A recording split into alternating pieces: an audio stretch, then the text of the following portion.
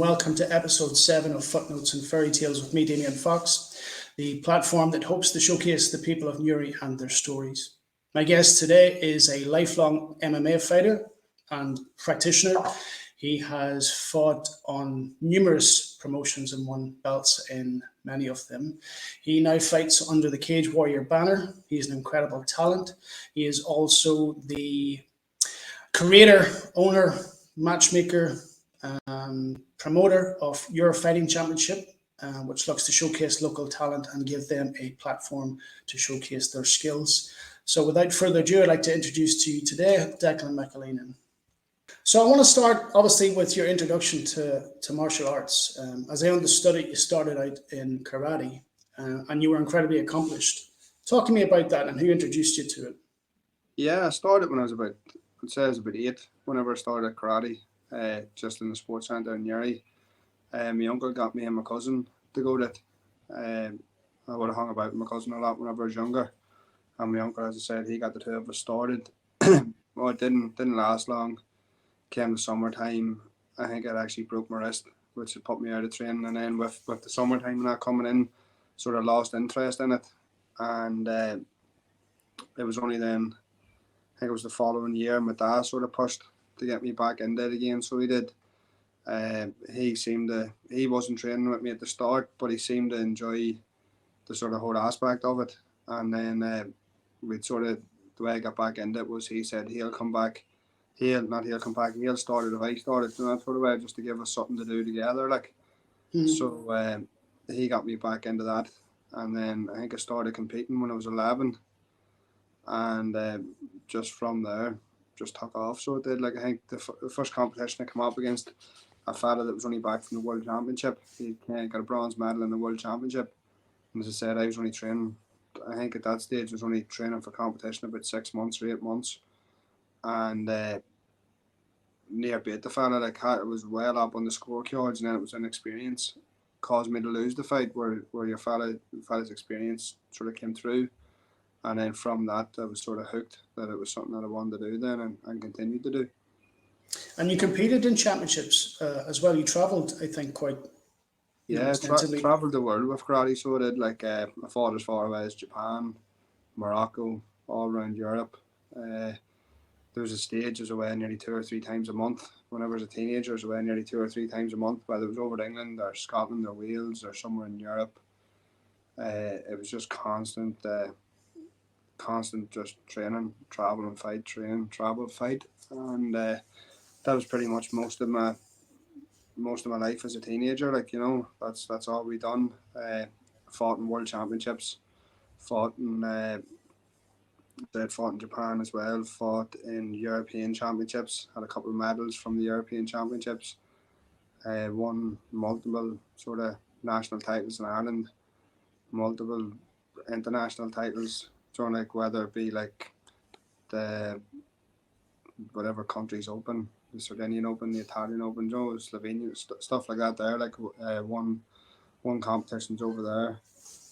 I think probably the biggest one was the Sardinian one. I think it's the first Irish fighter in 20 years or 25 years to win that. It was just one of them things that I enjoyed doing and didn't really know any different. So it was hard. Well, it wasn't hard at the time, but looking back on it, it must have been hard. It was probably hard with my parents having to finish their jobs and drive me to Dublin to train, maybe 5-6 nights a week. Wouldn't be ideal. Yeah. And at what point did you become aware of MMA? I'd say when I was about 17 or 18. I remember I also would have had a chip on my shoulder too whenever I came to fighting, thinking that I could fight. I remember probably 15, 16, whenever I'd sort of drifted off a wee bit from karate and just sort of just got into a bit of bother and stuff. Just seeing me sort of hit your teenage years. The sport, I think it was probably an injury, sort of slowed down the training with karate, and then started running about the boys a wee bit more and having more time to hang about with them. And you get into a wee bit of bother more regularly then. And as I said, I always had that chip on my shoulder as if I thought I could fight, and got into bother fighting and done pretty well while I was doing it, although I shouldn't have been doing it.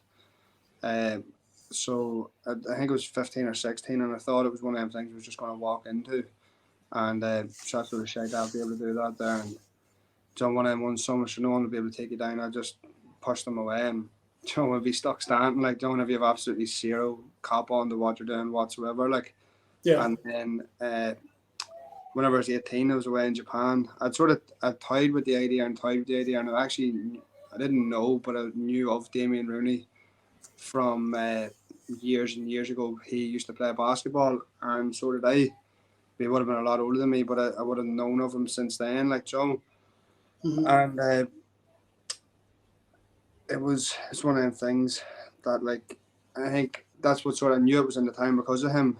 But whenever I was 18, I went to Japan and started falling out of the love of the sport of karate. Then it was getting a wee bit too soft. They were trying these new different rules, and there's too many politics involved, and the best fighters weren't always winning competitions. So at that stage, it was time to start looking at something different, and it was between boxing or MMA. And the reason I picked MMA was there's too many ways to finish a fight that you can't actually blame a judge's decision on you losing an MMA fight. So fair enough, if it goes to decision and you're robbed, you're robbed. It shouldn't have happened and whatever else. But at the end of the day, you're given 15 minutes to try and finish someone, and if you can't do that there, then it doesn't really matter if you win, lose or draw. It's only someone's opinion on what you've done. It's not actually what happened. Now, I talked to Damien Rooney recently, and he had started out in Taekwondo, but he felt that there was always something missing, and ultimately he was looking for full contact, whereas Taekwondo only offered semi-contact. So for him, the transition, I suppose, was inevitable if he wanted to make that jump, fight in a competition where full contact was available. Um, he had to do that. For you, was that also an element of why you wanted to go into either boxing or mixed martial arts? That need for full contact.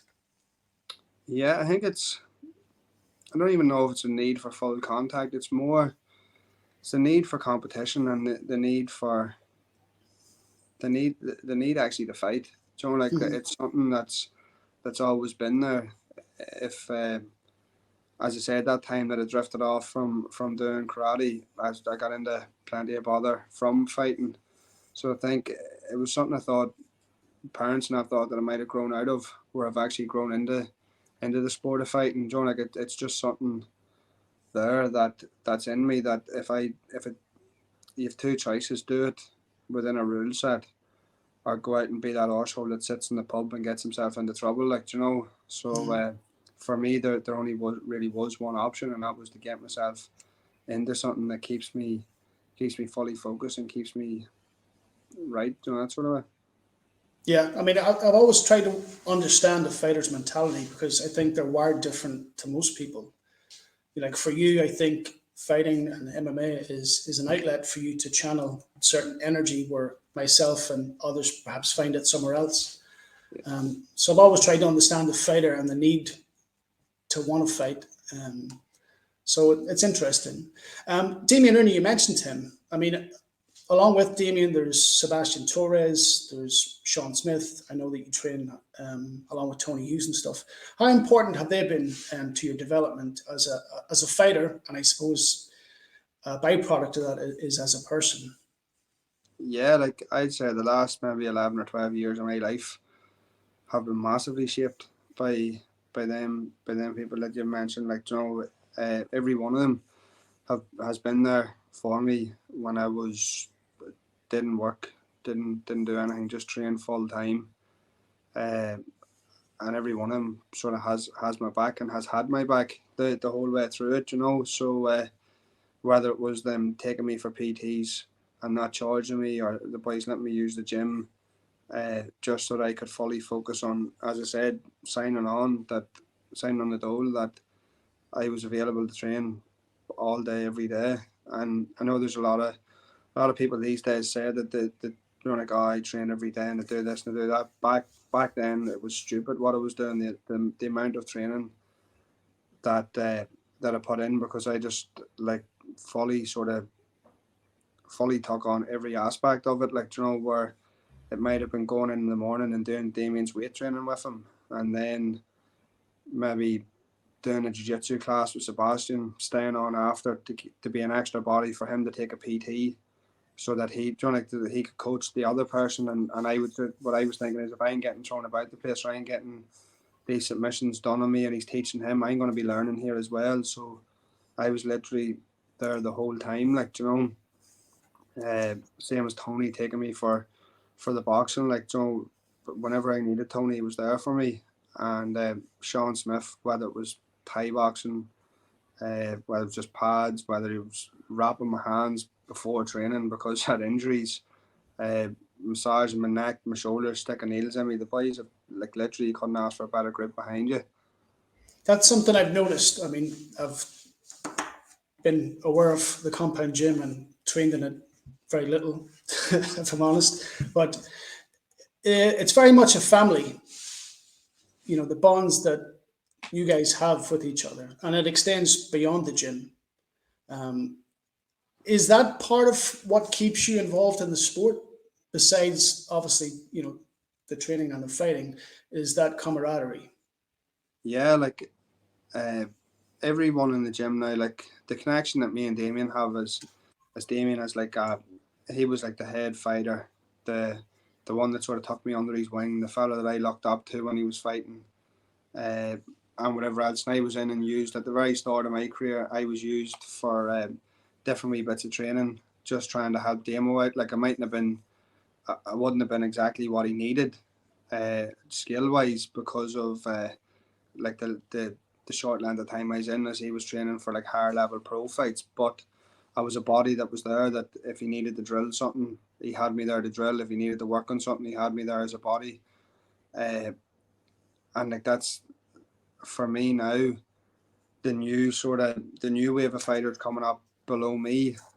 That's what I want to, like, sort of have for them, is they have someone to look up to that's actively fighting still, as in myself. And then, but also that if they need something, that if they don't, like, no, I'm not, none of us are better than anyone else, so that if I'm not above anyone in that gym, so as long as I can get a body for a round, I'll do a round with anyone, whether it be one of the kids that's only maybe 10 or 11 years old that are down and think it's great because they get to spar, like the older ones, or whether it's like an up and coming amateur, like maybe like Shea Cleland or Oisin Fox or Michael Kjartmel or Rory Lavery or something like that.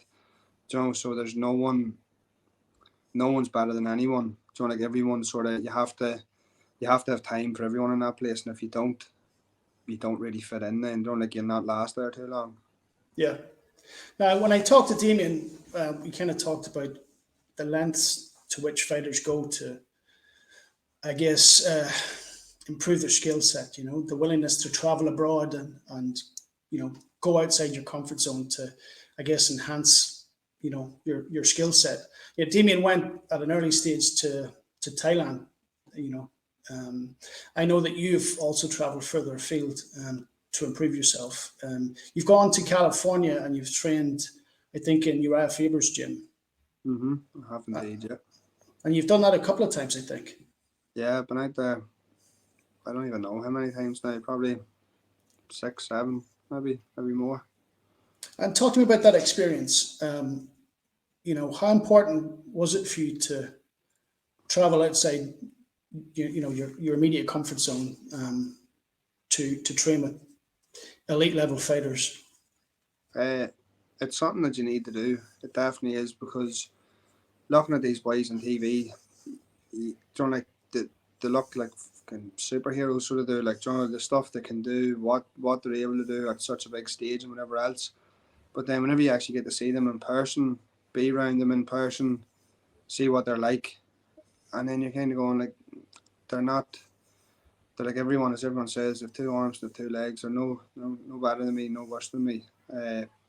Obviously, you've got some of the best in the world in Team Alpha Male, and they're just further down the path than you.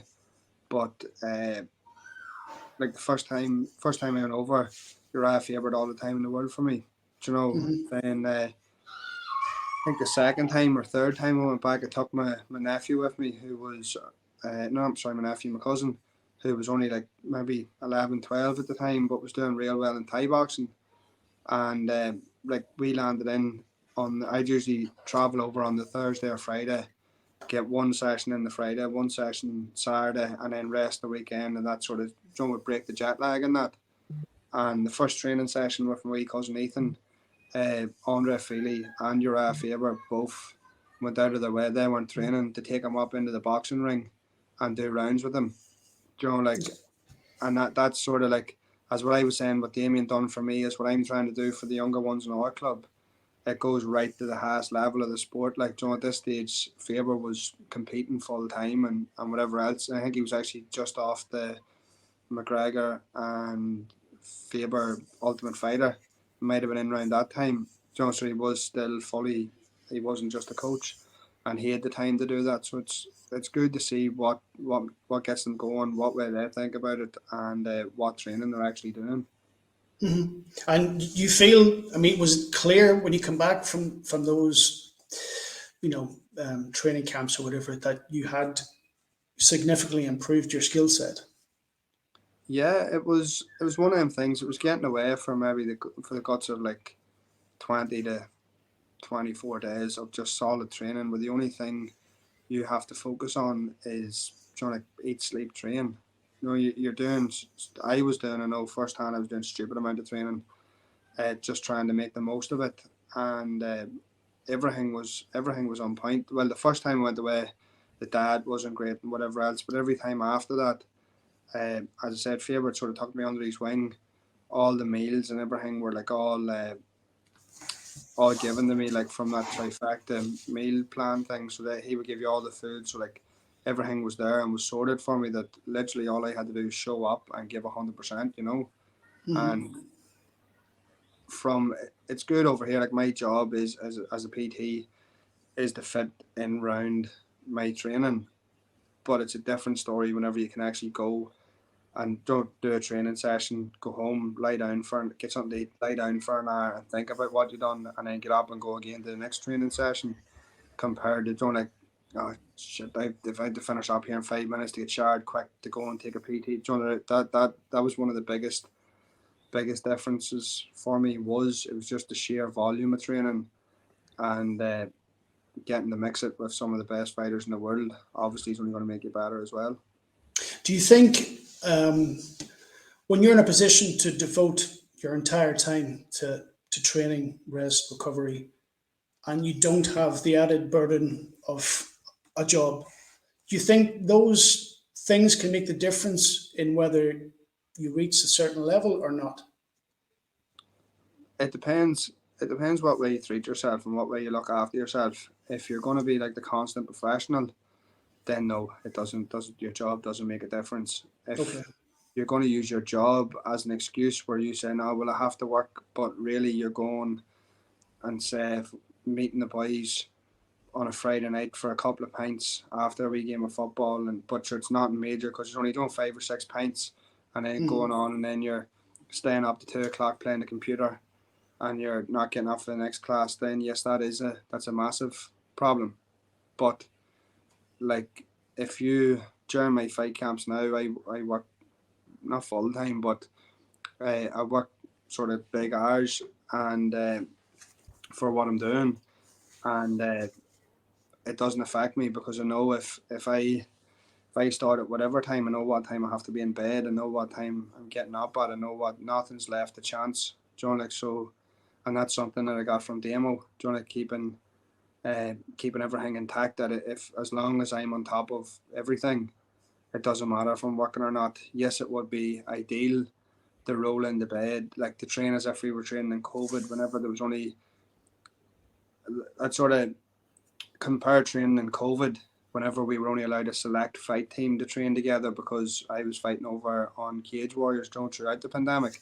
Mm-hmm. That was very like training then. We're like, get up, you go training, you rest, you eat, look after the child for a wee while, play about with her, back in training again, good hard sessions.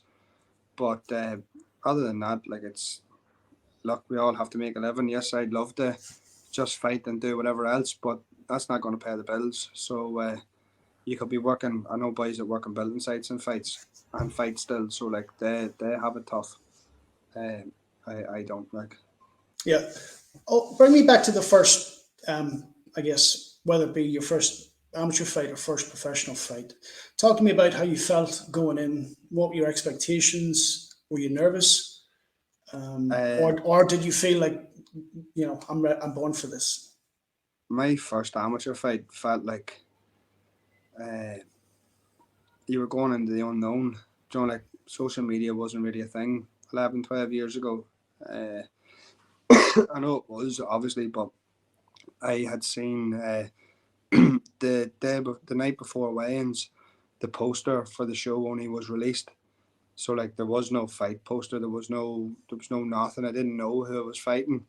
I couldn't tell you what he looked like or anything. And then the poster was released, and I remember looking at the poster, knowing one or two people on it, and then thinking, right, these two or three people here look about my size, so it'll be one of these boys that I'm fighting. Not John. Like, so it was only until we got to the venue that I actually, oh, that's the fella there that you're fighting. So it was like, but that's then again, that's what has sort of ruined the sport. Is kind of like, are you free to fight on the 25th? Yeah, yeah. It doesn't matter who you're fighting. Now you've said you're free to fight. You know, like nowadays, it's for people like to pick an awful lot. So I was sort of, as I said, going into the unknown. Didn't know anything about the opponent. Didn't really care either. Uh, the warm up, the show that I was fighting on wasn't great. I think the overall warm up took about 3.5, 4 hours, where it was like you're going there in 15 minutes. Oh, there's a break. No, you're after this fight. Then that was pushed back for an hour, 45 minutes, and then it was like Johnny, the cord was constantly being jigged about and everything.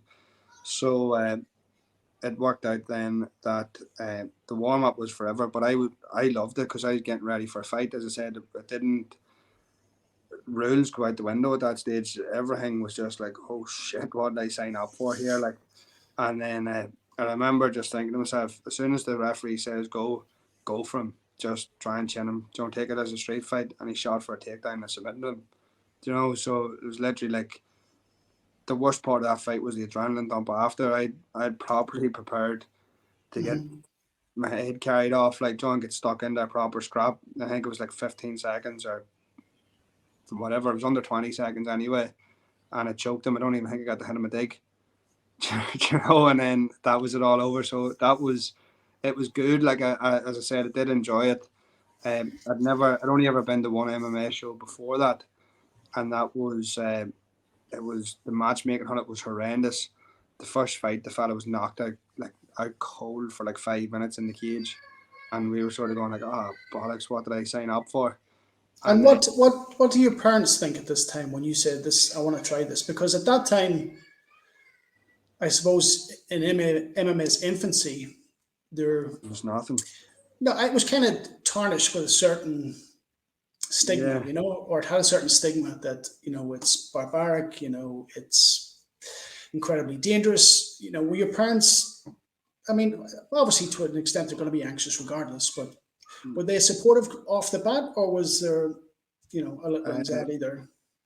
yeah. The were you can't say they were over the moon with me doing it, Yeah. but I'd be sort of stubborn and headstrong. So like they would never tell me not to do something. You know, like yes, if it wasn't their first choice, they wouldn't. You know, like my dad, I don't think was too wouldn't have been too happy about it. He never said to me that I don't want you doing this, but John was a bit sort of standoffish. I was obviously. My mum, she didn't really, she never really said anything. She didn't think it was great, like John, because it was coming home. I'd only started jiu-jitsu. You're coming home constantly with like black eyes, Yeah. scuffs on your face, like different key burns. Your face is always marked up, whatever else. So they weren't sort of over the moon with it. But I think I was only started training around September time and quit my job in December to train full time and give it a go. So they never once said no. And the first, I'd say my first amateur fight has been the only fight, bar the COVID ones, that my mum didn't go to. And every time after that, I said she never, I don't think she's ever watched the fight. when she's been there. Like, you know, she's been doing other things, but she was there. Same as what I said, like my wife now, who's only my girlfriend back then, was like, you'd rather be there. By the time a message gets home, if something ever does happen, by the time the message gets home, it's 10 times worse.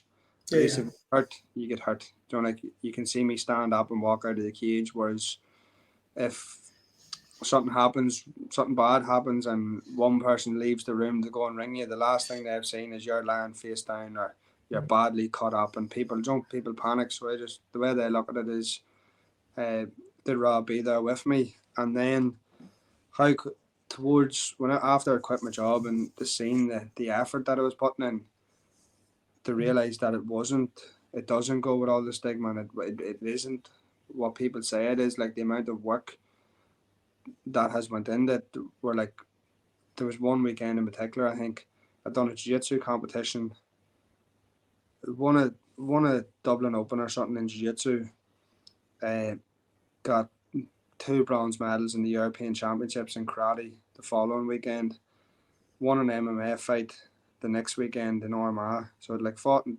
jiu-jitsu in Dublin, fought in Spain, no, not Spain. I fought somewhere in Europe for the European Championship.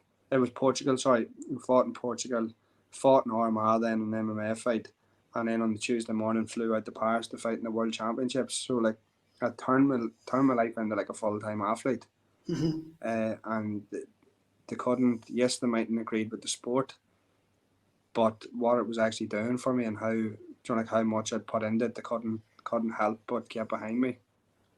You've had incredible support from the get go. You know, obviously your partner, your wife now, your parents, you know, your friends, and then the wider community have always gotten behind you in many ways the same way they did with Damien Rooney before you. What do you attribute that? What do you attribute that to? Just like, people are quick to give people shit from the town, like, Joe, and no one's out to support this one, and everyone in the town, no one wants to see you do well and stuff. But see, like, if you put your head down, work hard, and just actually, you know, like, don't be a dick, like, you know, the sort, you know, the stand up and they do support you, like, you know, if you just don't put on a front or don't put anything, if you just genuinely be yourself and enjoy what you're doing, people can't help but to support you, like. I mean, I've been to some of your fights, some amateur, and certainly at least one of your professional fights. And I think it would be fair to say that the loudest section support would always be your fans. They can be heard amongst or above all else, and it's remarkable to see they're willing to travel, you know, whether it be in Ireland or further afield to the UK.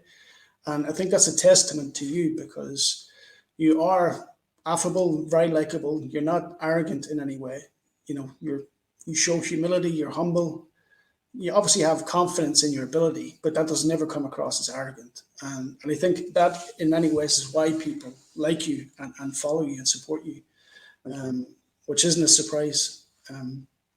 So I want to talk then about Cage Warriors. You know, you fought under that banner now for some time, and I think in particular during COVID, you know, I seen you fight on BT Sports, and more recently you've just had a win in Dublin. You know, first round finish, armbar. Firstly, it didn't look like you got out of second gear in that fight. You looked incredibly relaxed. I don't think you were really tested. Would you rather a fight finish easily?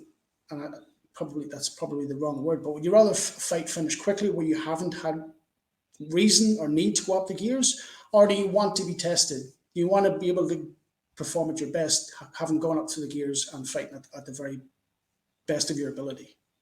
Yeah, obviously I want to fight. If I've had multiple offers throughout the years for probably more money and less talented fighters, you know, like I've sort of turned one down there after that fight in Dublin. That would have been very, very big money, like, you know, and especially compared to what I am on. But for me, it's more about like, give me the toughest fights. Like, you know, I was on a 2-fight losing streak going into that there fight, and I was still asking for the toughest opponent possible.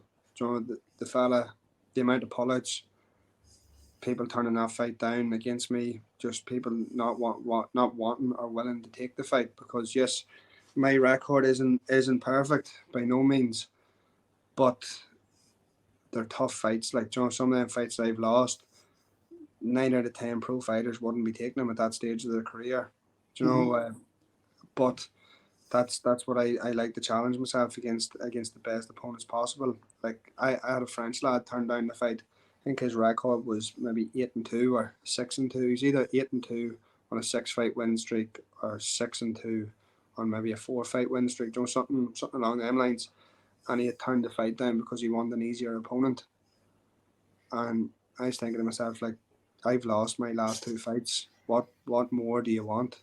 Do you know? And as I said, lucky enough, we just went through pillar to post. It was like, what about this fella? What about this one? What about this one? And said yes to every one of them. And then you'd wait, you wouldn't hear anything back, Then you get a different name sent over or a different opponent sent over. Say yes again. At one stage, I actually said yes to fighting the wrong person. I got to send me over a name, and I went to watch the fight on YouTube. Watched about 15 seconds of it and sent it back. Yeah, that's no problem. And was saying to myself, I wonder how he won that fight, because he didn't really look to be winning. You know, like at the 15 or 20 seconds that I'd watched and went back and looked, and it was the other person that Okay. was the other one that was it. So I was like, right, that made more sense. And then he didn't take the fight until eventually the last opponent did.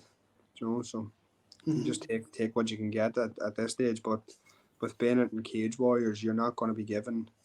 I know that last fight looked easy, as if it didn't get out of second gear, but that could have as easily. I was the underdog. I was the batting underdog going into that fight. Well, certainly didn't. I watched it today. You know, I was working on the evening of that fight, and Kyle Smith, a friend of mine, he texted me, said Decky's fight's coming up. So I was trying to figure out the time difference between here in Switzerland and back home. So I tried to rush home in time to watch the fight, but in the walk home from work, which was about 20 minutes, Kyle was giving me a play-by-play. You know, he's coming out now, he's making his entrance. Round one started, and before I got through the front door, the fight was finished. So regrettably, I missed that fight, but I was quite quick the next day to watch the highlights, because I've always followed your career. You're an exciting fighter. You know, both stand up and on the ground. I know that you were the underdog from what you tell me, but by no means did you look it, lad. You were comfortable on the back. You were the aggressor, constantly, you know, trying to finish the fight. And on the feet, you looked strong with your leg kicks and stuff like that. It was impressive to watch. So, with your relationship with Cage Warriors, what's next? I mean, how quickly do they want you to fight, or do you determine when you want to fight next? Bit of both. If they come back to me, obviously, and offer me something straight away, then I'll think about it. Or also the connection I have with the matchmaker. Start off, there was a very good friend of Damien's, in Ian Dean, and then whenever I get in, I get in through Damien with Ian, and then it's sort of then me and Ian's relationship sort of grown where me and him would be good friends now, so he'd look after me as well. Uh, Pretty much now that we know all the dates, it's back to where their year's schedule at, John, because obviously coming out of COVID, they wouldn't really release too much. Then it's a mix of both. If they give me something, happy days. If not, then I'll go looking, and then they'll come back to me and agree to then the date. The only thing was I'd done serious damage to my knee training for the last fight in November time, just the Friday before the last Euro show, and I've only got the scan that there on Saturday, so I was looking to fight the 25th of July, which isn't going to happen now because of the injury. So I'm going to take time, let it heal, and then go again in Dublin at the end of the year. And it just makes sense for, you know, there's no point fighting a week or two before or after in London or Manchester. It makes sense to put me on the Dublin card. So. Okay. Haven't talked about the injury. You're MMA career has not been without adversity and challenges. You've probably not fought as much as you would have hoped, or been as active every year that you would have hoped because of injury and things like that. How disheartening is those things, and how frustrating is it for somebody with your ambition and drive to sit on the sidelines and watch others, fight? Uh, I wouldn't. To be honest with you, you can look at it two ways. Like you can look at it like that as like a negative sort of thing, or you can look at like take the things from it. It builds you as a character. So like Mm-hmm. it wasn't easy sitting back whenever everyone was fighting. I just made my pro career. Just turned pro. Sorry, absolutely shattered my hand. Put myself out for maybe 16 to 18 months with injury. Down to like how bad that my hand was broke. Told that maybe this was your career over, and blah blah blah. It just wasn't used to losing. Was on maybe 3 or 4 year win streak as an amateur. Like Joe, to lose your pro career, this is what you everything had worked towards. Not Mm-hmm. only have you lost, you've now possibly ended your career with an injury, or you can just, as I said, I'm mourn like it was like I mourned the loss of the fight. It wasn't a normal loss. My first pro loss.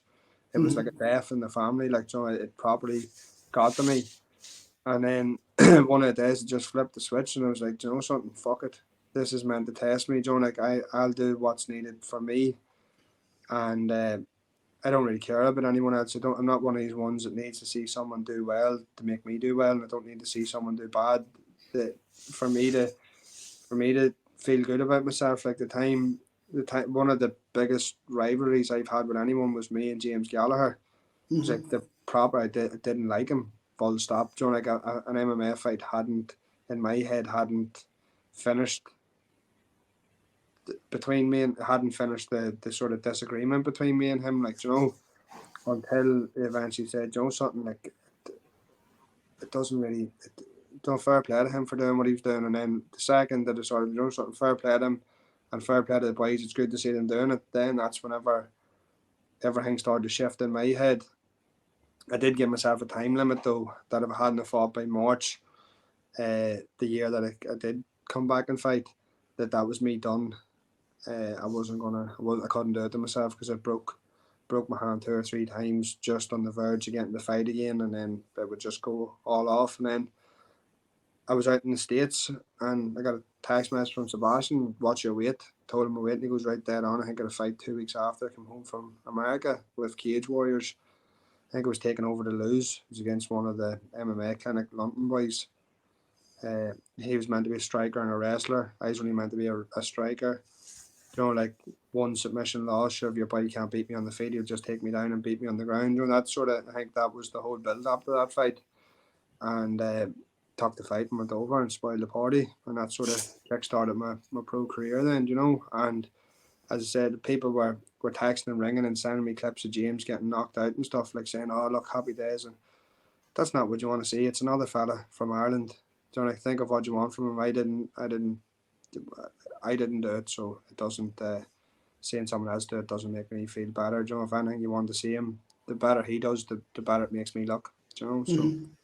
How that's much how much of a motivation is it when, like you just said, that you're being brought in to lose, essentially you're brought in as the underdog to perhaps prop somebody else up? How much of an extra motivation is that to spoil the party, as you put it? uh, to be honest with you, back then, it's only looking back on it that I realised that because, like, I don't think I can lose a fight. Like Mm-hmm. that's why I'm so like confident in myself. That's why I want the toughest test. That's why I want these things because it doesn't register to me that you're going over here to lose. It didn't register to me. I thought it was great that I was the underdog in the bookies. Then because at least you get a few pound then. Yeah, At yeah. least it's worth it. Was wild to bet like so it doesn't. The day I think I realise that I'm going over as an underdog or think of myself as an underdog or whatever is dead. Not bother putting the gloves on. Do you know?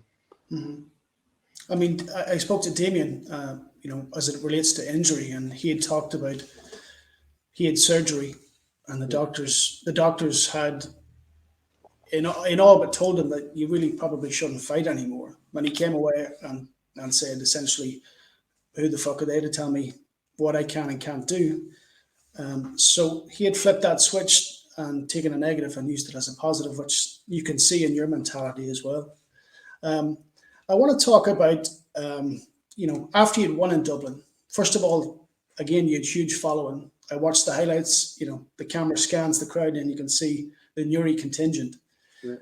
When you'd won that fight, you could see your, you know, jubilation, how happy you were. You jumped the cage and you ran straight to your wife. I wanted to talk, how important has she been in all of this?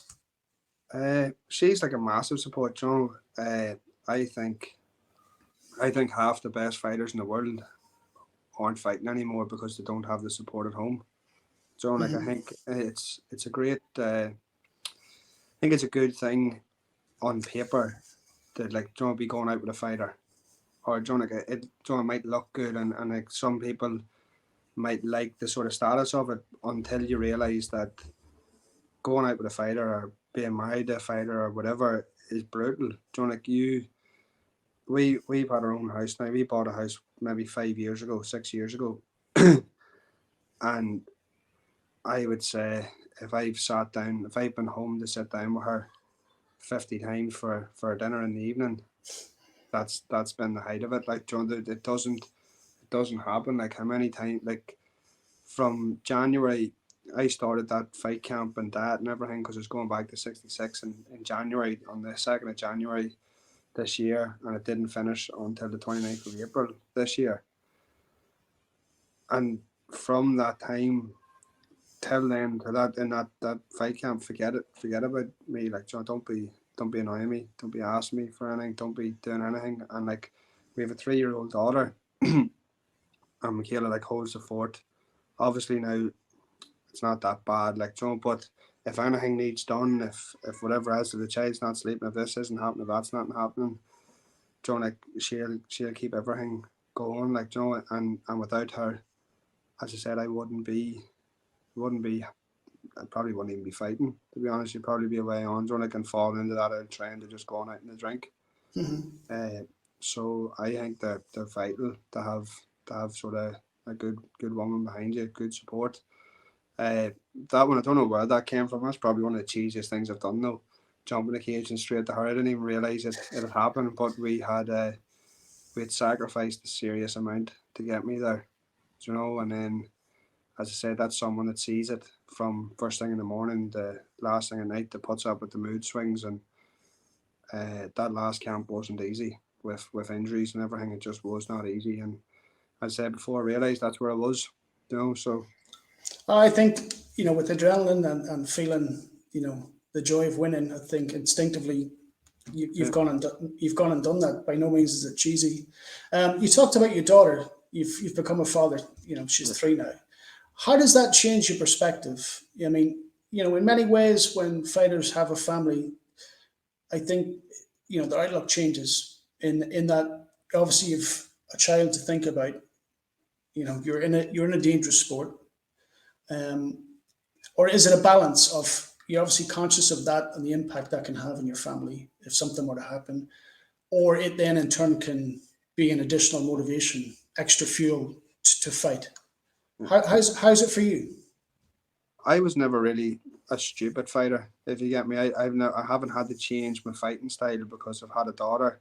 I've said from I was 20, 21 years old, maybe younger, that as a fighter, what I want to be, what the most important thing for me as a fighter is, whenever it's all said and done and I'm 40, 50, 60 years of age, that I'm able to sit down with, I didn't know then whether it was my son or my daughter. I know now, I can guarantee that I have a daughter. So, like, I know now that I can sit down with my daughter and hold a conversation, where I'm not punch drunk, I'm not whatever else. It's not as if I've had to stop myself getting into wars and I've had to, like, try and rein in the punishment that I've been taking and stuff, because that's not my fighting style. My fighting style is to go out and take you out before you can get me. Like, I don't get paid anything for letting you get me. So it's not that I've had to changed my fighting style, but it just sort of reinforced what you've been thinking the whole time. Do you know, like, and now it's not this. Do you know, like, if I have a child and I wanna, do you know, like, now it's I have a child. Do you know, I have to make sure that you know, I'm not doing this for fun. I'm not doing this for whatever else. Now this is my job. Get in, get out, and try not to pick up any injuries. Like, for talk's sake, if it had been my pro debut where I was in and out of a cast for 16 to 18 months, changing nappies wouldn't have been easy. You know, looking No. after your child, picking your child up, doing whatever else. So now it's in my best interest to make sure and reinforce everything that I've always said and that I've always thought of as a fighter. Mm-hmm. I also wanted to talk about that or I guess your introduction, your walkout in Dublin. You know, firstly, it was immense to watch. Had you fought in the Tree Arena before, and is there added pressure fighting in front of a home crowd because maybe you want to put on, an outstanding performance? Uh, the added pressure from fighting in the Three Arena was I think I'm the first Team Torres fighter to win there. Okay. And Machin had just been beat before me. But something was different. Do you know, like, there's times you get where you just think you can't lose. And that was like the injury I had. My knee was coming in and out of place throughout fight camp. Okay. So I, with all the visualization and everything else, I had visualized as far as me being put to the ground because my leg has come out of place, like it had happened in training for the fight, but still being able to win it. Do you know, like, there was no losing, just wasn't something that was coming across my head. Do you know, so there was no pressure for me in front of the crowd or anything. It was just losing wasn't. I can honestly say it didn't cross my mind. It wasn't an option for that fight, and that's the way I used to fight. That's the way I was for a long, long time, and I sort of lost it. And that was the first time that I truly believe, no matter who you put in front, I had a terrible performance. The mistakes that I made throughout that fight, but as I said, there was no way. I think another reason why I went straight to Michaela, was because the the message that I had on my phone was what you were doing it for, and it was Yeah. the three of us, you know. So it could be a case of, you know, like, that might be subconsciously what was in your head. That's what could have led to that, you know, like. But honestly, with the sacrifices that was made for that fight camp, I was not losing, especially like going back to 66 and everything. You know, like, it was a stressful time, struggle, but it was worth every bit of it. And what are those experiences like? I mean, you've fought in smaller promotions and, in hotel suites and sports centers, with Clan Wars and Cage Legacy. But to go to somewhere like the Three Arena, huge crowd, TV production, does that give you a taste for wanting to perform more and more on huge platforms like that?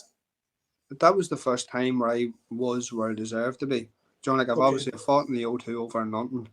Hmm. But that's not a hometown for me. That's not, like, that's nothing. I never grown up. I never wanted to fight in the O2. Uh, Fighting in the Three Arena is something that was deserved. John, like, that was something as an Irish MMA fighter. That's sort of like that's the Crow Park. John, like, Hmm. Yeah. and for me, I wasn't just handed it because of the club I came from. I wasn't just handed the main event slot because of who I am. John, like, every part of that, the build up to that whole thing, I was there because I earned to be there. John, there was nothing was given to me. That was hard work and years of training and fighting and being, John, like, showing up and just getting the job done. That gave me that opportunity, and that was something that I was saying to Marcin the whole way through. Like, we're here as underdogs because he was the underdog in his fight. This is for us, though. This is our time to shine. We've earned this. We've done it the hard way. And it's time to take what's ours.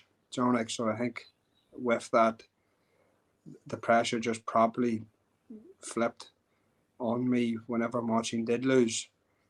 And it was like the job that we done from there. I told the boys going back to the change room what way we were going to be in the change room and what we have to do, and we got it done. You know, some people might have crumbled, you might call it pressure, but I told myself leaving the house on Saturday morning, no one's got a gun to my head. I'm getting to go to the 3 Arena today to perform. John, like, I don't have to do it. I could happily come on. I'm only in Ireland. I don't have to even try and get a flight home or not. I can come on up the road here. I don't have to do it. This is a lifetime of work. It's finally starting to come to where I should be. Yeah. Damien Rooney was always talked about and always on the periphery, in so much as that he was close to maybe making it to the UFC. I talked to Damien and I asked him what was his measure of success. Was the UFC kind of, would that, in your mind, having got there, be ultimately the success that you were looking for? And he said, in essence, that it was. Having fallen short of that, maybe he wasn't as successful as he hoped. In terms of your progression and how you measure success, is the UFC where you hope to go? It was, but realistically, at my age, with the couple of losses that I've dropped, the way my record's sitting, like, the UFC is probably not an option anymore. So it's in my interest now to make the biggest name for myself as possible in the coming years and make as much money as possible. Mm-hmm. Obviously, if something happened next weekend, I had to be in Vegas to take a UFC fight, I'd be there. But really and truthfully, at this stage, being 31, being what, 8 wins, 5 losses and a draw, it's not the sort of the people the UFC be looking at, which is unfortunate, because I've seen, like, there's people in the rankings ranked above me. I actually was checking this the other day. There's a fella that's 5-0, and I don't think he's fought anyone with a winning record. Mm-hmm. And there's only one fighter on my record that has a losing record, and that was because he was taken in on like 3 days' notice, and he was coming off a knockout, so he wasn't a dud either. Do you know? Yeah. So it's one of them things. Look, there's fights that I shouldn't have took and losses that I shouldn't have had that have probably screwed me over.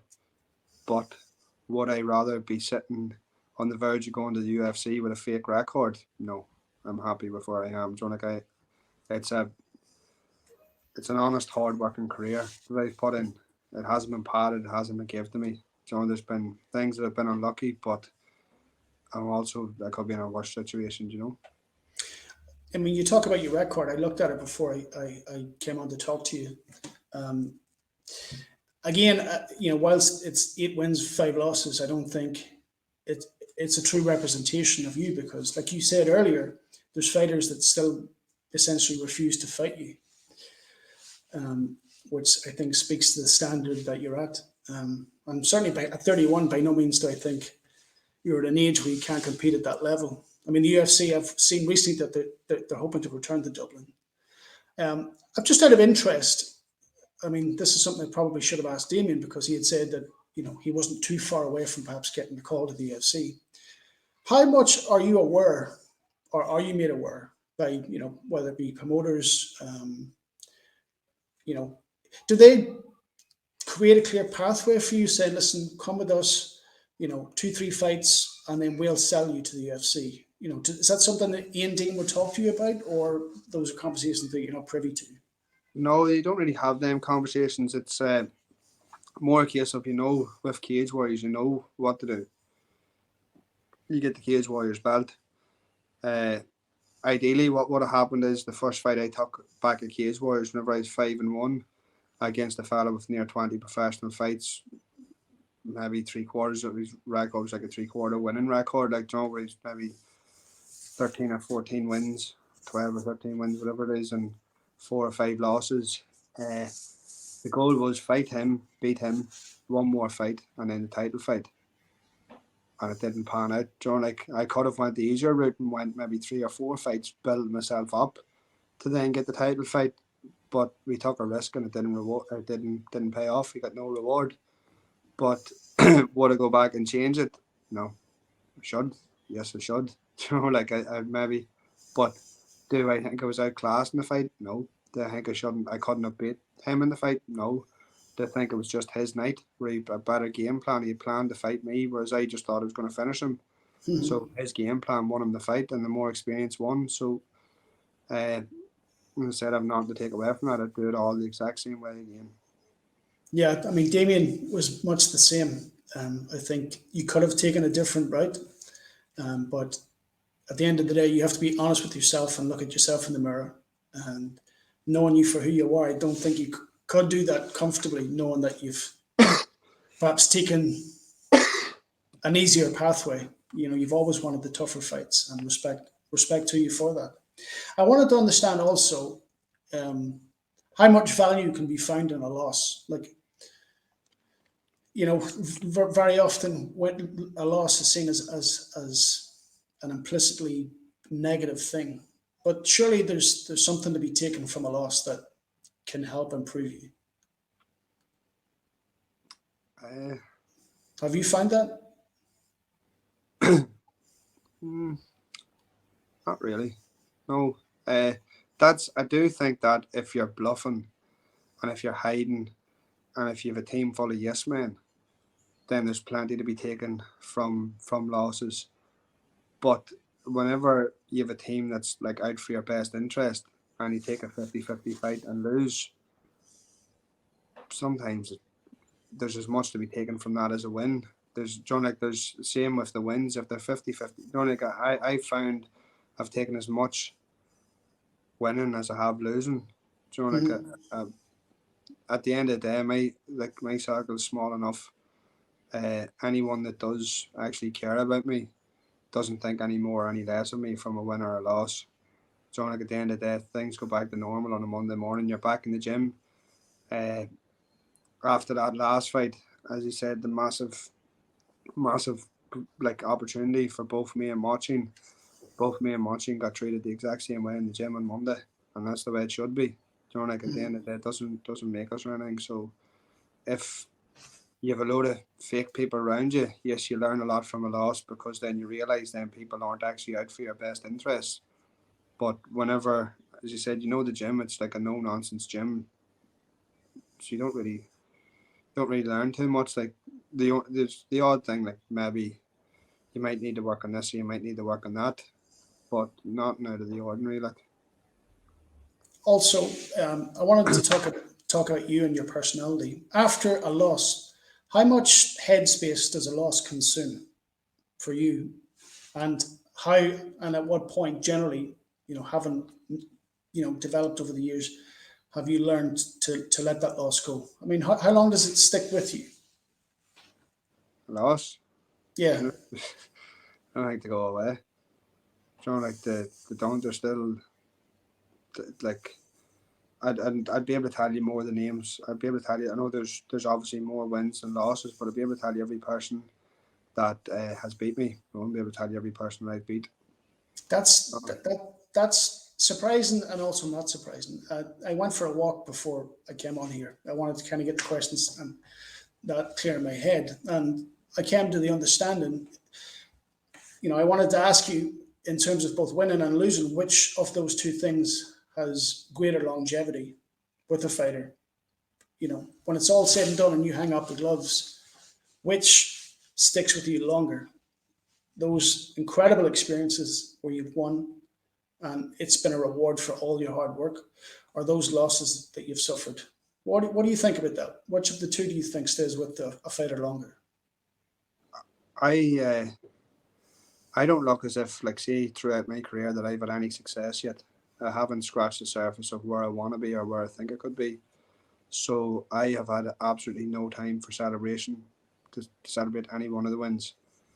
Therefore, I'm hoping that whenever my career's over, that I can look back and not be as critical. John, like as I said, you were talking about how it looked as if I hadn't got out of second gear and it looked as if I just couldn't lose. And I was thinking of the mistakes that I made in the fight and what happened. John, like Mm-hmm. two completely different ways of looking at that. Uh, Working with the sports psychologist, I had to learn how to start celebrating wins rather than John, like as I said, like being devastated with losses. So working with him, I didn't actually watch. I only seen the clip of the finish because it obviously went everywhere.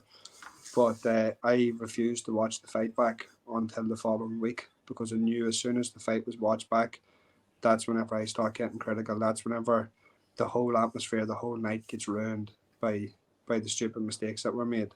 So as I said, I'm hoping that the losses stay with me up until the end of my career, and then after that we can look back at what was done and been like, something that was, it was good. You were able to do this here, and and you got this and you got that. You were able to do this, and you can pat yourself in your back. You can pat yourself in the back and look and be like, them night you won the 3 Arena, or that night you won here and that night you won there, rather than being so critical of everything. But also, if you're going to sit and pat yourself in the back, you're not going to get any better. Do you think that's a fighter's mentality, or do you think that's your mentality? You think that's to be said of other fighters? They think the same way. I don't know. That's my mentality. I from a young age, that's the way it's always been. I'd say if you were to ask Damien Rooney, you probably wouldn't get much less of a different answer. Like his would probably be identically the same. But that's me. That's what way I think about it. And it mightn't work for others, but it works for me. Yeah, Damien was much the same. He was incredibly, I think, harsh on himself. And Kyle, my friend, he'd watched it also and felt it again that Damien was being incredibly unfair on himself. But that's again, the expectations that we have for ourselves. We didn't get, you don't get to where you want to be. I know what you've done is brilliant, but like you've seen Damo even with the pull-ups, what he's done is ridiculous, but he hasn't got over the line yet, so it's not good enough. Which it's one of them things. Like I'd say, I talked to Damo after doing the pull-ups, and I've had to talk to him with like a reasonable head on my shoulders and like, look at what you've done and whatever else, and he just looks back at you and says, but I didn't get the job done. You can't really. He goes, yourself, and you can't really argue with him, because it's like one of them things. You're trying to tell him the truth, but on the other hand, if you know the other end of the scale, that if I was sitting in that position, I wouldn't be happy either. Like, so let's go back to Cage Warriors. I just want to understand. Do you see a path to a title or title fight at least? Yep. And in your mind, that's a realistic expectation. You can become the featherweight champion of Cage Warriors. That's something that's very much an ambition for you. Yeah, there's no reason why you can't become the featherweight and lightweight champion. Yeah, and not to try and put a timeline on it, but I'm sure you thought about if there's a path to this. This is when I'd hope to achieve it by. End of next year. Okay. One other thing I wanted to ask, and I want you to finish this sentence, if you will. And I don't know that you will because you're still fighting. But if I were to say, I won't be happy until, what would that be in terms of your fighting career?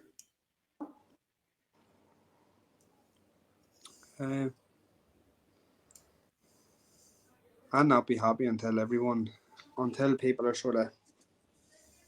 Can I think of what way to word this? Do you think the title at featherweight and lightweight, you could say at that point, I'm happy with what I've achieved? No. That would be the end of next year. It wouldn't be enough. Okay. So what remains after that? Defend the belt. You're not a champion until you defend the belt. Build something that people actually they want to go and see you fight. They like to go and see you fight. You know that if you're on that card, like fuck, even if you're not the biggest name on the card, that this has been under the radar. Can't wait to see him. Yeah. That's the sort of way I want my fight career to go. Yeah, I mean, I think you're already there. You're an exceptional fighter, and you're an exciting fighter. As I said before, whether it be on the ground, Team Torres, it's not surprising the standard of jiu-jitsu that you guys have. And, coming from a karate background and the time that you dedicate to boxing, again, it's no surprise that you're same forced. as Ty boxing as well. Sorry, that's one Sean part. as well. Yeah, Sean. I always hound him sort of. I never always sort of wind him up with different things, but he's one that has sort of slipped under the radar the years that Sean's put in, even in the past maybe from a fought Adam Bentry as well, having Yannick to help me as well. You know, like Sean was there obviously this years and years. Yannick's been there this years and years with my dad as well. But from COVID's kicked in, Yannick's come on as well to give me a hand with pad work and stuff each week. But Sean's a man that never gets the credit he deserves. Yeah, like I said in the beginning, I listed, the four of them, and I understand having sort of intimate knowledge how important those kind of coaches are to you as a fighter, offering guidance and offering their knowledge. Um, I wanted to move on because we've talked about it. You've made it clear that, like people before you, that you want to give back. You know, I understand that you're coaching MMA as well as being an active fighter. You've also started your own MMA promotion in your fighting championship. What was the genesis of that? Where did that come from? Uh, Whenever Damien moved on to Cage Warriors, I'd left a hole. I was meant to fight on the show in the sports centre with Damien whenever he fought Philpott, Okay. and I got injured and wasn't able to fight, and that was my last opportunity to fight in Uri. Uh, it's always been something that I said, like, I was like, I'll get a show back to Uri. That was my first goal in MMA, was to get a show back to Uri, and I managed to. Whenever I got sort of screwed over down in Cork with Cage Legacy, with the opponent having no visa and stuff, and the fight falling through on like 24 hours notice or whatever, or 48 hours notice, sorry. So I had said, look, they said we owe you this and blah blah blah, and I right, look, put a show on in Uri and I'll sell the show out, and then that'll be us even. And that was my first goal, was to get a show back in the town. So we came back, and I had my fourth professional fight against Adam Gustav in the Canal Court, and there was a list of fighters below me from the club that got to fight in the card. Obviously, with it being a home show, that had sort of started, like, I think I could do this. You know, like, I'd probably be able to put a show on here, but I had no need because I was still fighting locally, and that was what was taking the show back. And then with that, Damien had said he wanted one more fight, so we had talked. The Cage Legacy ones into coming back, just planted the seed in their head. You imagine, like, you could have me who's sold 250, 350 tickets, whatever it was, and you could have him, one of the biggest names in Irish MMA, during whenever it was starting off, and blah blah blah, and he's done this and he's done that, and he's been here and he's been there. Like, you could have him on the same card as well. If he's went to a sports centre, and the two of us would sell the place out. So we managed to talk them into that, and the way the whole thing was run and everything, and then I had obviously then drifted off with Cage Warriors, and then that would have been the end of it for the likes of Rory and Oshin and everyone. You know, that would have been until the next big one came through, the big ticket seller from the town. No shows would have come back for them, so you're back to having to earn your stripes in different shows that don't travel and try and build your support while having to travel the country. So my thing was to have a platform back for them in the town, and not only for them, for what had happened, the way the show was set up. It ended up, I started the show just before COVID shut the show down, and then the support trying to run like shows behind closed doors and with like 50 people in the crowd, but still having the full expense to cover. Yeah. The support from clubs that it got throughout the country. The show has now turned into like a fair show where it's out to, like, if yous help us, you help me, sorry, with the show, I'll help yous with giving yous fights. And I don't mean help yous in giving you a boy that's 5-0, a boy that has no wins and 5 losses. I mean helping yous, and if your boy's 5-0, we'll get you someone that suits that caliber of opponent. John, if you come from a respected gym and you're willing to take fair fights, that's where the show comes from. And the same as sort of the whole way throughout my career, the show's been built the same as my career. John, like, I wouldn't put a fight on it that I wouldn't have taken myself from either end. Whether you've lost all your fights, we'll still give you a fight. We're not, just because you've lost all your fights and you're a brilliant fighter, doesn't mean you're going to get an easy fight next. You're going to get an off fight that's going to test you, John, and one of the days you will win one. And it's only you learn more from them fights than if it was a dud. You know, that sort of way. Like, so it is what it is now. And how difficult, because, I think many moons ago there was a promotion locally, Ultimate Conflict, and it obviously ended at some point, but then there was nothing. And so there was essentially no blueprint for you to start your own fight promotion. I mean, you've obviously been around the fight game long enough that you probably understand an aspect of how to promote, how to matchmake. But like logistically, how difficult was it for you to pull all of that together? Uh, as I said, it wasn't. The first one was easy. Book the canal court, do whatever, sell the tickets, the show will sell itself. And then COVID hit and shut the whole show down and just put everything up the left. And we didn't know then at what extreme. We didn't know what COVID was. We didn't expect it to have happened what happened. And then ended up, whenever we were allowed to book the show, it turned into a nightmare then, because the morning of the show, I was down a couple of £1,000, having to pay all the expenses for the show and not having the money in. And then about halfway through the show, or a quarter way through the show, Andrew come up looking my credit card to extend the pay-per-view. And whenever he came up for that, the only way that would have happened is if the show was now running at a profit, where the pay-per-views had. So like that, I just threw my phone away and goes, that's me done with it. I'm going to enjoy the day. We've put it all together. We're going to have to spend the money anyway. Make the most of it and worry about the rest after. And then, I say, whenever he came up and asked for McCord to extend the pay-per-view, I knew then the show was a success. And it wasn't massive, but it was enough to put into the next one.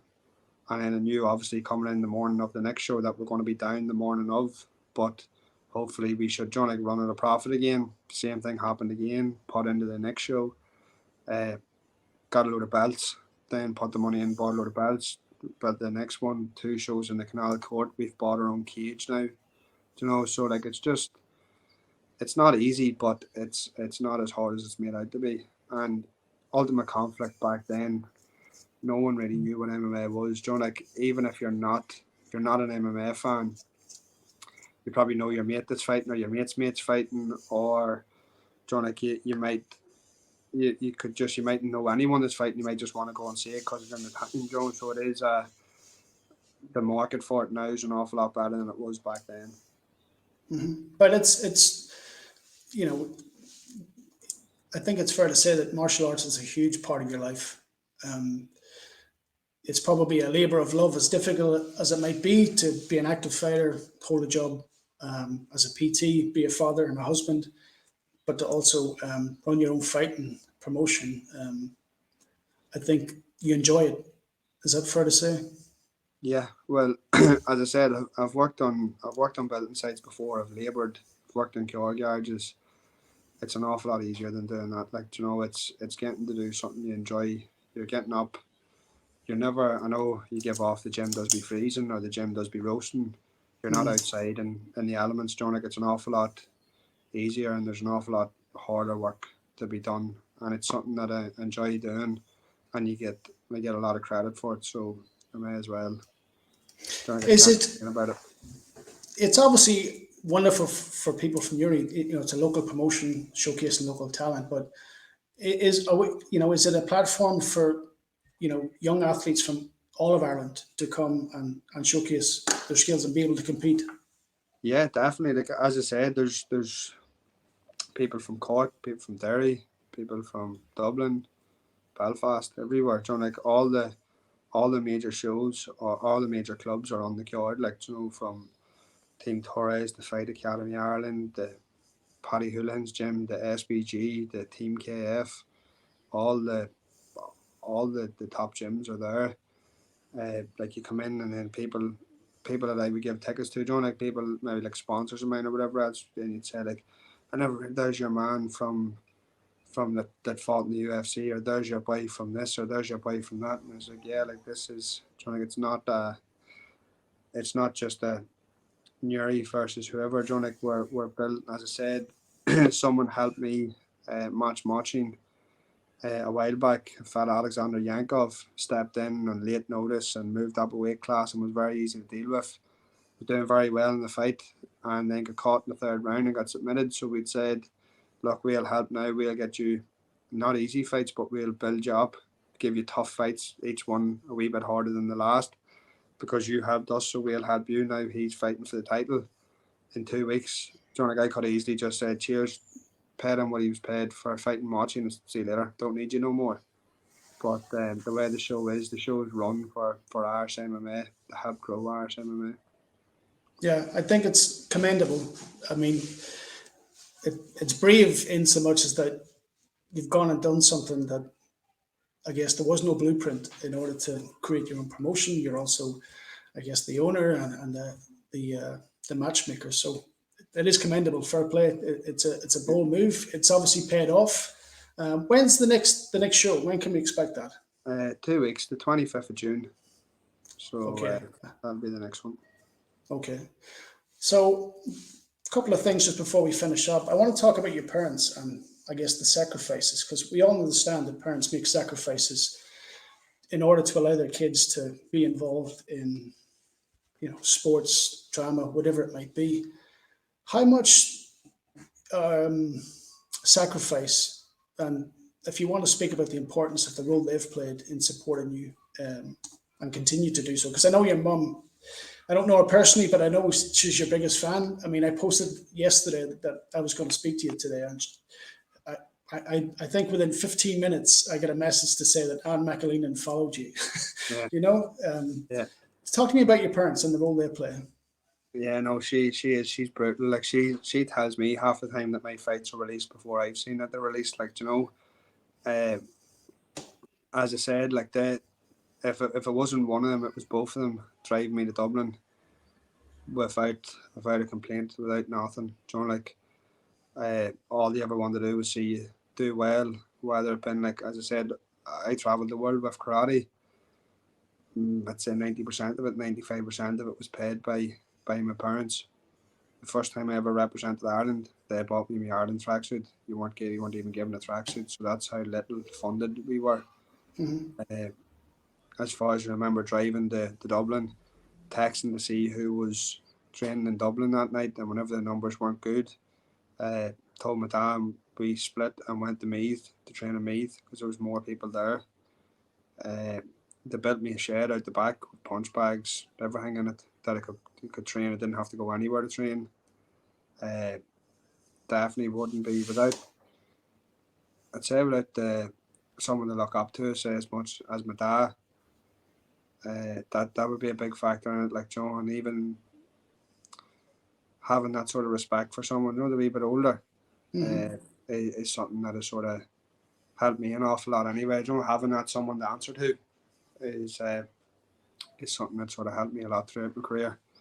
Having someone that, if you need a slap in the back of the head because you've done terrible and won the competition, he'll not pat you on the back. He'll hit you the slap and tell you that you were shite, that the people you were fighting just weren't good, or being put out in the first round or something just by a better opponent. Whenever you've done everything right, you just weren't good enough. He put his arm around you and tell you, look, back to the drawing board and we'll get this here done. I think that's, without them two, that's another, that's sort of the building blocks to my career was started with them. Like, yeah, I mean, what you still have to achieve or will achieve remains to be seen. You are an exciting fighter. I mean, I'm always keeping a finger on the pulse, as it relates to your fighting career. I'm excited to see when you fight again. I think you're doing a wonderful thing in so much as that you've created an outlet for local talent and a platform for them to fight on and showcase their skills. I think it helps them build foundations for their future when they go on to compete. So all commendable things, and I'm not surprised that you're doing those things. You are humble, modest, an exceptional talent, and it's been a pleasure talking to you today, Decky. I really appreciate you taking the time. Well, thank you, Damien. Thanks for having me on, and thanks for taking time out of your day as well to have me here. No worries, man. It's been a pleasure. Thanks, Decky. All the best.